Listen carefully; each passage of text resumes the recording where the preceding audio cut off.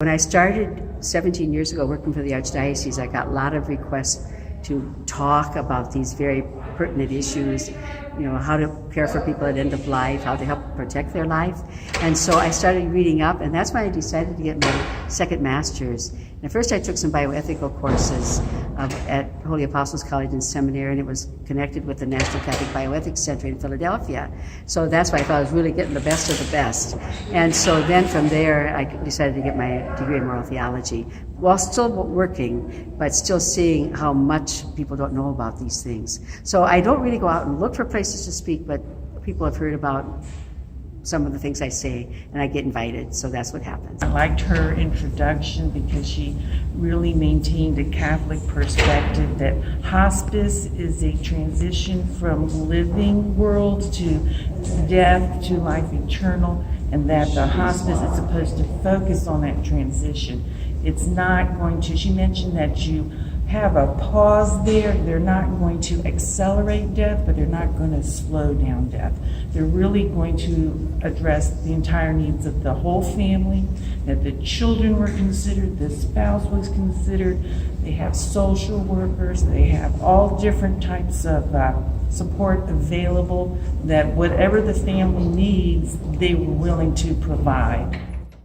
She really emphasized the entire family. It's easy to start focusing on the medical part.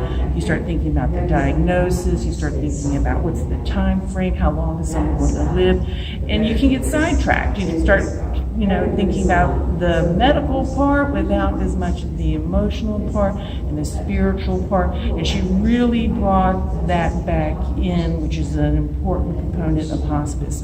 And she really brought out how the hospice movement is very much the opposite of this current idea that the assisted suicide is going to be cost effective and prevent despair and really be the more charitable thing for a patient. And she gave many examples of how by going through hospice, the family accepts the deaths, closure comes to the life. They're able to say goodbye to family members, and they really, through the transition, grow and develop in their relationships. Sometimes just talking isn't always good enough. What do I say? I do believe in prayer. If you go to the talk, that's always a big thing, to pray for that individual.